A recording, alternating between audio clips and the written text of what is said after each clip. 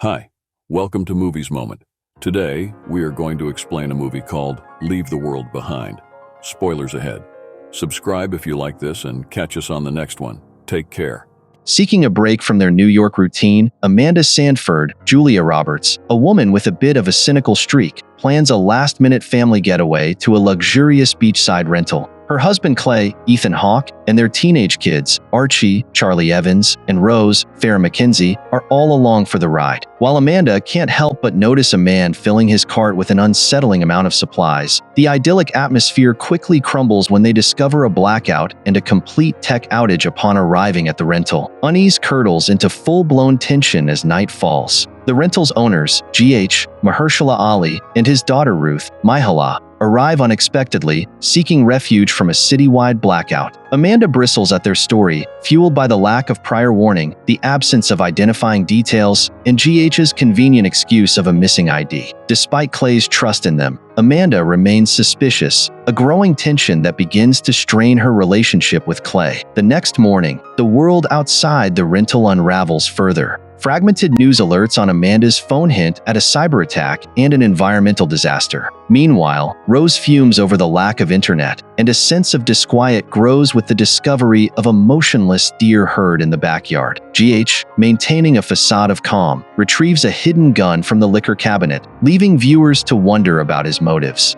Desperate for answers, Clay ventures into town. His car radio crackles with reports of a crippling cyber attack, environmental disaster in the south, and disrupted animal behavior. He speeds past a frantic, Spanish-speaking woman seeking help, his unease rising with each piece of cryptic information. Meanwhile, G.H.'s search for answers leads him to a neighbor's house, where he discovers an abandoned satellite phone. Another dead end? On his return trip, a horrifying sight greets him. A crashed plane lies smoldering on the nearby beach. He barely escapes a second near miss as another plane plummets from the sky. As Clay and G.H. return to the house, the gravity of the situation becomes terrifyingly clear. Something far more sinister than a simple blackout is unfolding. Seeking solace, Rose ventures into the nearby woods with Archie. They stumble upon an empty shed, adding to the eerie stillness. On their return, Archie discovers a tick on his ankle, another unsettling sign in this disrupted world. Inside the house, G.H. pulls Amanda aside, his voice laced with urgency. He lays bare the terrifying truth he witnessed, a plane crash on the beach. His theory, a nationwide satellite blackout. Before he can elaborate, a blood-curdling shriek pierces the air. Amanda, fear etched on her face, races out to the woods to shepherd Rose and Archie back to the fragile safety of the house. Panic starts to set in. Amanda remembers the man hoarding supplies, a detail that suddenly clicks into place. G.H., oblivious, assumes it was Danny, Kevin Bacon, his contractor. Clay returns, his face etched with terror. He clutches a chilling leaflet, partially translated by Archie as "Death to America." Desperate for escape, the Sandfords pack their car and flee towards Amanda's sister in New Jersey. But the road to safety becomes a twisted nightmare. The highway is a graveyard of self-driving Teslas, tangled in a nightmarish collision. Barely dodging oncoming vehicles, they are forced to retreat, returning to G.H.'s house with a sickening realization. They are trapped. As night descends, the tension within the house intensifies. Rose makes a futile attempt to watch the Friends finale, her usual escape offering no solace. Archie secretly engages in inappropriate behavior, taking unauthorized pictures of Ruth. Meanwhile, an unsettling intimacy grows between Clay and Ruth as she probes him with provocative questions. Adding to the unease, flamingos appear inexplicably in the pool. A fragile camaraderie seems to form between Amanda and G.H., but it's shattered by a second, bone-chilling shriek followed by a complete power outage. G.H. confides in Amanda, revealing a phone call from a shady defense contractor friend who urged him to move large sums of money and then ominously said, "Take care of yourself." Later, Rose recounts to Amanda a story from the West Wing, a chilling parallel. God sending a man multiple warnings and escape routes before a devastating flood. The line between reality and television blurs, leaving everyone to ponder the true nature of their predicament.